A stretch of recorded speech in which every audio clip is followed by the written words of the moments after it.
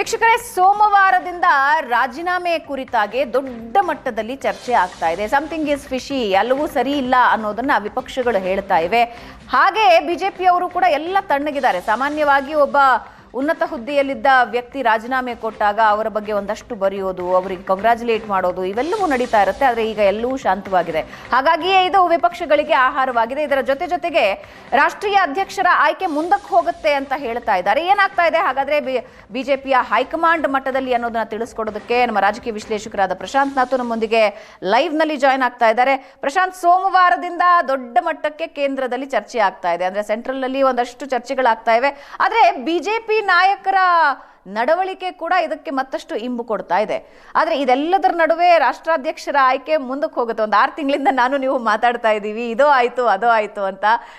ಈಗ ನೋಡಿದ್ರೆ ಇನ್ನು ಮುಂದಕ್ಕೆ ಹೋಗುತ್ತೆ ಅಂತಿದ್ದಾರೆ. ಏನಾಗ್ತಾ ಇದೆ ನೋಡಿ, ಕಳೆದ ಸೋಮವಾರದ ರಾತ್ರಿ ಉಪರಾಷ್ಟ್ರಪತಿ ಸ್ಥಾನಕ್ಕೆ ಜಗದೀಪ್ ಧನ್ಕರ್ ರಾಜೀನಾಮೆ ಕೊಟ್ಟಿದ್ದು ಬಿಜೆಪಿಯ ಟಾಪ್ ಬ್ರಾಸ್ನಲ್ಲಿ ಒಂದು ರೀತಿಯ ಅತಿ ಮುಜುಗರ, ಇರುಸು ಮುರುಸಿಗೆ ಕಾರಣ ಆಗಿದೆ ಅಂತಕ್ಕಂಥದ್ದು ಸ್ಪಷ್ಟ. ಯಾಕಂದರೆ ಕಳೆದ 11 ವರ್ಷಗಳಲ್ಲಿ ನರೇಂದ್ರ ಮೋದಿ ರಾಷ್ಟ್ರೀಯ ರಾಜಕಾರಣಕ್ಕೆ ಬಂದು ಪ್ರಧಾನಮಂತ್ರಿ ಆದ ಮೇಲೆ ಈ ರೀತಿಯ ಮುಜುಗರದ ಸನ್ನಿವೇಶಗಳನ್ನು ಎದುರಿಸಿರಲಿಲ್ಲ. ಯಾಕಂದರೆ ಯಾರೂ ಕೂಡ ಯಾರು ಮೋದಿ ಯಾವ ಸ್ಥಾನಕ್ಕೆ ತಂದಿದ್ದಾರೋ ಅವರನ್ನು ಟೇಕ್ ಆನ್ ಮಾಡ್ತಕ್ಕಂಥ ಪ್ರಯತ್ನವನ್ನು ಕೂಡ ಮಾಡಿರಲಿಲ್ಲ. ಫಾರ್ ಎಕ್ಸಾಂಪಲ್, ಈಗ ಎಲ್ರಿಗೂ ಗೊತ್ತಿದೆ, Nitin Gadkari, Rajnath Singh, Sushma Swaraj wear not much happy in Modi's cabinet. ಆದರೆ ಎಲ್ಲೂ ಮೋದಿ ಅವರನ್ನು ಟೇಕ್ ಆನ್ ಮಾಡ್ತಕ್ಕಂಥ ಪ್ರಯತ್ನವನ್ನು ಬಿ ಜೆ ಪಿ ನಾಯಕರು ಮಾಡಿರಲಿಲ್ಲ. ಆದರೆ ಮೊದಲ ಬಾರಿ ಜಗದೀಪ್ ಧನ್ಕರ್ ಆ ರೀತಿಯ ಒಂದು ಪ್ರಯತ್ನವನ್ನು ಮಾಡಿದರು. ಸರ್ಕಾರಕ್ಕೆ ಇರುಸು ಮುರುಸು ತರತಕ್ಕಂಥ ಒಂದು ದೃಷ್ಟಿಯಲ್ಲಿ ಇಡೀ ಜಡ್ಜಸ್ ಎನ್ಕ್ವೈರಿ ಆ್ಯಕ್ಟ್ಗೆ ಸಂಬಂಧಪಟ್ಟಿರತಕ್ಕಂಥ ಪ್ರಕ್ರಿಯೆಯಲ್ಲಿ ಸರ್ಕಾರವನ್ನು ವಿಶ್ವಾಸಕ್ಕೆ ತೆಗೆದುಕೊಳ್ಳದೆ ವಿಪಕ್ಷಗಳ ನೋಟಿಸನ್ನು ಸ್ವೀಕರಿಸಿದರು. VHP ಸಭೆಗೆ ಹೋಗಿದ್ದಕ್ಕಾಗಿ ಜಸ್ಟಿಸ್ ಶಂಕರ್ ಯಾದವ್ ವಿರುದ್ಧದ ಒಂದು ನೋಟಿಸನ್ನು ಕೂಡ ತೆಗೆದುಕೊಳ್ತಕ್ಕಂಥ ಪ್ರಯತ್ನ ಮಾಡಿದಾಗ ಸರ್ಕಾರಕ್ಕೂ ಬೇರೆ ದಾರಿ ಇರಲಿಲ್ಲ. ಜಗದೀಪ್ ಧನ್ಕರ್ ರಾಜೀನಾಮೆಯನ್ನು ಕೊಟ್ಟರೂ ಕೂಡ ಸರ್ಕಾರದ ಮಟ್ಟದಲ್ಲಿ ನಾವು ಯಾರನ್ನು ತರ್ತಿದ್ದೀವಿ ಅಂತಕ್ಕಂಥದ್ರ ಬಗ್ಗೆ ಒಂದು ದೊಡ್ಡ ಚರ್ಚೆ ಅಂತೂ ಶುರುವಾಗಿದೆ. RSS ಹೇಳ್ತಾ ಇದೆ, ನೋಡಿ, ನಮ್ಮನ್ನು ಕನ್ಸಿಡರ್ ಮಾಡದೆ ಜಗದೀಪ್ ಧನ್ಕರ್ ಅಂತಂದ್ರೆ ಜಗದೀಪ್ ಧನ್ಕರ್ ರಾಜೀನಾಮೆ ಕೊಡ್ತಕ್ಕಂಥ ಪ್ರಮೇಯ ಉದ್ಭವವಾಯಿತು ಅಂತಕ್ಕಂಥದ್ದು. ಹೀಗಾಗಿ BJP ರಾಷ್ಟ್ರೀಯ ಅಧ್ಯಕ್ಷರ ಆಯ್ಕೆ ಸ್ವಲ್ಪ ಮಟ್ಟಿಗೆ ಬಿಹಾರದ ಚುನಾವಣೆಯವರೆಗೆ ಮುಂದಕ್ಕೆ ಹೋಗ್ತಕ್ಕಂಥ ಸಾಧ್ಯತೆಗಳಿವೆ ಅನ್ನೋದನ್ನು BJPಯ ಉನ್ನತ ಮೂಲಗಳು ಖಚಿತಪಡಿಸ್ತಾ ಇವೆ. ಯಾಕಂದರೆ ಉಪರಾಷ್ಟ್ರಪತಿ ಚುನಾವಣೆಗೆ ಸಂಬಂಧಪಟ್ಟಂತೆ ನಿನ್ನೆ ಕೇಂದ್ರ ಚುನಾವಣಾ ಆಯೋಗ ಹೇಳಿದೆ, ನಾವು ಪ್ರಕ್ರಿಯೆಯನ್ನು ಶುರು ಮಾಡ್ತೀವಿ ಅಂತ. 1 ರಿಂದ 1.5 ತಿಂಗಳು ಅದಕ್ಕೆ ಹಿಡಿಬೋದು. ಅದಾದ ಮೇಲೆ ಬಹುತೇಕವಾಗಿ ನವೆಂಬರ್ ಮೊದಲ ಅಥವಾ 2ನೇ ವಾರದಲ್ಲಿ ಬಿಹಾರದ ವಿಧಾನಸಭಾ ಚುನಾವಣೆ ಬರ್ತವೆ. ಅಂದರೆ ಹೆಚ್ಚು ಕಡಿಮೆ ಸೆಪ್ಟೆಂಬರ್ ಮಧ್ಯದಲ್ಲಿ ಅಥವಾ ಸೆಪ್ಟೆಂಬರ್ ಅಂತ್ಯದಲ್ಲಿ ಬಿಹಾರದ ಚುನಾವಣೆಯ ನೋಟಿಫಿಕೇಷನ್ ಕೂಡ ಬರುತ್ತೆ. ಹೀಗಾಗಿ ಮೊದಲು ಉಪರಾಷ್ಟ್ರಪತಿಯ ಆಯ್ಕೆ, ಅದಾದಮೇಲೆ ಬಿಹಾರದ ಚುನಾವಣೆ. ಯಾಕಂದರೆ ಬಿಹಾರದ ಚುನಾವಣೆ ಇಡೀ ಒಂದು ನರೇಟಿವ್ ದೃಷ್ಟಿಯಿಂದ BJPಗೆ ಗೆಲ್ಲಲೇಬೇಕಾಗಿರ್ತಕ್ಕಂಥ ಚುನಾವಣೆ. ವಿಪಕ್ಷ ಕೂಡ ಸ್ಟ್ರಾಂಗ್ ಇದೆ, RJD ಕಾಂಗ್ರೆಸ್ ಕಂಬೈನ್ ಏನಿದೆ. ಆ ಕಾರಣಕ್ಕೋಸ್ಕರ BJP ರಾಷ್ಟ್ರೀಯ ಅಧ್ಯಕ್ಷರ ಆಯ್ಕೆ ಮುಂದಕ್ಕೆ ಹೋಗ್ಬೋದು ಅಂತಕ್ಕಂಥದ್ದನ್ನು ಮೂಲಗಳು ಹೇಳ್ತಾ ಇವೆ. ಇಲ್ಲಿಯವರೆಗೆ ಆಗಿರ್ತಕ್ಕಂಥ ಪ್ರಕ್ರಿಯೆ ಏನು ಭಾವನಾ, ಅದನ್ನು ನೋಡಿದ್ರೆ 2024ರ ಲೋಕಸಭಾ ಚುನಾವಣೆಯ ನಂತರ JP ನಡ್ಡಾ ಆ ಸ್ಥಾನಕ್ಕೆ ರಾಜೀನಾಮೆಯನ್ನು ಕೊಟ್ಟರು. ಯಾರನ್ನು ತರಬೇಕು ಅಂತಕ್ಕಂಥ ಚರ್ಚೆ ಶುರು ಆಗಿದ್ದೆ ನವೆಂಬರ್ ಡಿಸೆಂಬರ್ನ ನಂತರ. ಮೋದಿಯವರ ಕಡೆಯಿಂದ ಅಥವಾ BJP ಕಡೆಯಿಂದ 2 ಹೆಸರುಗಳು RSSಗೆ ಹೋದ್ರು. ಅದರಲ್ಲಿ ಭೂಪೇಂದ್ರ ಯಾದವ್ ನಂಬರ್ 1. ಭೂಪೇಂದ್ರ ಯಾದವ್ ಹೆಸರು ನಡ್ಡಾ ಅಧ್ಯಕ್ಷರಾಗ್ತಕ್ಕಂಥ ಸಂದರ್ಭದಲ್ಲೂ ಕೂಡ ಹೋಗಿತ್ತು. ಭೂಪೇಂದ್ರ ಯಾದವ್ ನಂತರ ಆಶ್ಚರ್ಯಕರ ರೀತಿಯಲ್ಲಿ ಮನ್ಸುಖ್ ಮಾಂಡವ್ಯ ಹೆಸರು ಕೂಡ BJP RSS ಕೊಡ್ತು, ಇವರನ್ನು ರಾಷ್ಟ್ರೀಯ ಅಧ್ಯಕ್ಷರನ್ನಾಗಿ ಮಾಡಬಹುದಾ ಅಂತ.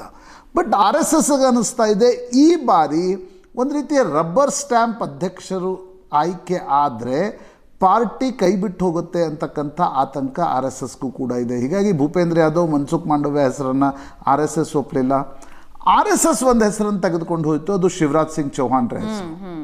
ಶಿವರಾಜ್ ಸಿಂಗ್ ಚೌಹಾಣ್ರ ಹೆಸರು ಮೋದಿ ಮತ್ತು ಅಮಿತ್ ಶಾಗೆ ಮಾನ್ಯ ಇರಲಿಲ್ಲ ಅಂತಕ್ಕಂಥದ್ದನ್ನು ಮೂಲಗಳು ಹೇಳ್ತಾ ಇವೆ. ಯಾಕಂದರೆ ಸ್ವಲ್ಪ ಇಂಡಿಪೆಂಡೆಂಟ್ ಆಗಿ BJPಯನ್ನು ಹ್ಯಾಂಡಲ್ ಮಾಡಲಿಕ್ಕೆ ಹೋದರೆ ಒಂದು ರೀತಿಯ ಸಮೀಕರಣಗಳು ಬಿಗಡಾಯಿಸ್ತವೆ ಅಂತಕ್ಕಂಥದ್ದು ಮೋದಿ ಶಾ ಆಗಿರ್ತಕ್ಕಂಥ ಆತಂಕ. ಹೀಗಾಗಿ ಮೋದಿ, ಅಮಿತ್ ಶಾ ಮತ್ತು RSS ನಡುವೆ ಒಂದು ಸರ್ವಸಮ್ಮತಿ ಯಾವುದೇ ಹೆಸರಿಗೂ ಬಂದಿರಲಿಲ್ಲ. ಆ ಕಾರಣದಿಂದಲೇ ಇಷ್ಟು ತಡವಾಗ್ತಾ ಇದೆ. ಈ ವರ್ಷ RSSಗೆ 100 ವರ್ಷ ಪೂರ್ಣಗೊಂಡಿದೆ. 1925ರಲ್ಲಿ RSS ಸ್ಥಾಪನೆ ಆಗಿತ್ತು.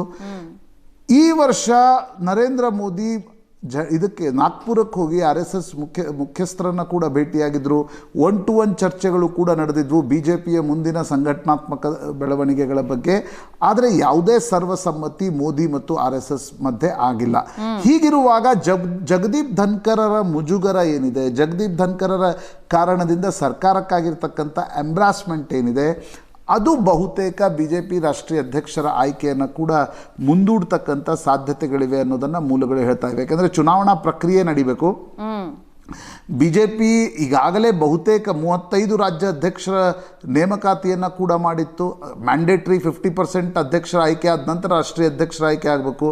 ಕೊನೆಯ ಗಳಿಗೆಯ ಚರ್ಚೆಗಳು ಕೂಡ ನಡೀತಾ ಇದ್ವು. ಆದರೆ ಏಕಾಏಕಿ ಕಳೆದ ಒಂದು ವಾರದಲ್ಲಿ ಜಗದೀಪ್ ಧನ್ಕರರ ಬೆಳವಣಿಗೆ ಏನು ನಡೆದಿದೆ, ಅದು ಬಹುತೇಕ BJPಯ ರಾಷ್ಟ್ರೀಯ ಅಧ್ಯಕ್ಷರ ಆಯ್ಕೆಯನ್ನು ಇನ್ನಷ್ಟು ಮುಂದಕ್ಕೆ ನ್ಯಾಚುರಲಿ ಬಿಹಾರದ ಚುನಾವಣೆವರೆಗೆ ಒಂದು ಟೈಟ್ ಆಗಿರ್ತಕ್ಕಂಥ ಟೈಮ್ ಫ್ರೇಮ್ ಬರುತ್ತೆ. ಉಪರಾಷ್ಟ್ರಪತಿ ಚುನಾವಣೆ ಸೆಷನ್ ಇದೆ, ಸೆಷನ್ ಆದಮೇಲೆ ಉಪರಾಷ್ಟ್ರಪತಿ ಚುನಾವಣೆ ಬರುತ್ತೆ, ಉಪರಾಷ್ಟ್ರಪತಿ ಚುನಾವಣೆ ಆದಮೇಲೆ ಬಿಹಾರದ ಚುನಾವಣೆಯಲ್ಲಿ ಮಗ್ನರಾಗ್ತಾರೆ.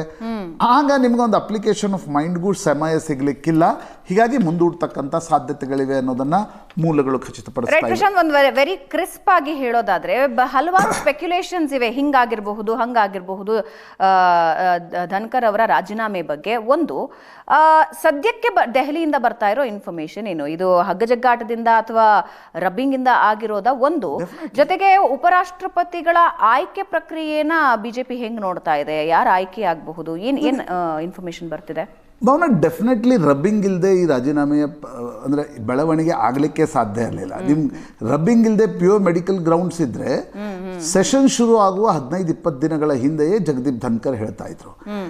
ಯಾವಾಗ ಜಗದೀಪ್ ಧನ್ಕರ್ ಅಗತ್ಯಕ್ಕಿಂತ ಜಾಸ್ತಿ ಆ ಒಂದು ಜಜಸ್ ವಿರುದ್ಧದ ನೋಟಿಸ್ ಬಗ್ಗೆ ಆಸಕ್ತಿಯನ್ನು ತೋರಿಸ್ಲಿಕ್ಕೆ ಆರಂಭಿಸಿದ್ರು, ಅದಕ್ಕೂ ಮುಂಚೆಯೇ ಜಗದೀಪ್ ಧನ್ಕರ್ ಮತ್ತು ಪ್ರಧಾನಮಂತ್ರಿ ಕಾರ್ಯಾಲಯ, ಜಗದೀಪ್ ಧನ್ಕರ್ ಮತ್ತು ಕೇಂದ್ರ ಗೃಹ ಇಲಾಖೆ ಅವರ ನಡುವೆ ಒಂದಿಷ್ಟು ತಿಕ್ಕಾಟಗಳು ಆರಂಭವಾಗಿದ್ವು. ನಾವು ನಿನ್ನೆ ಕೂಡ ಇದರ ಬಗ್ಗೆ ಸುದೀರ್ಘವಾಗಿ ಮಾತನಾಡಿದ್ದೀವಿ.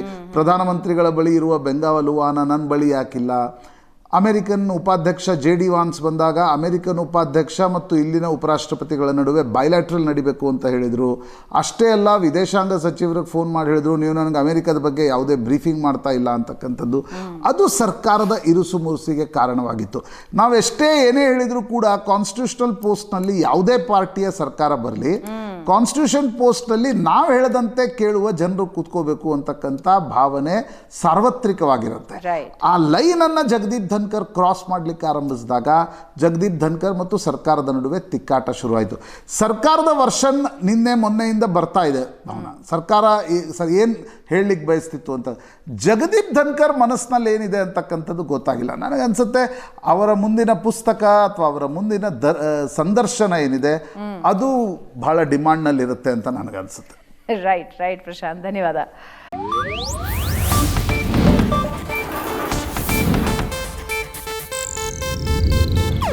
ಇದು ಏಷ್ಯಾನೆಟ್ ನ್ಯೂಸ್ ನೆಟ್ವರ್ಕ್ ಪ್ರಸ್ತುತಿ.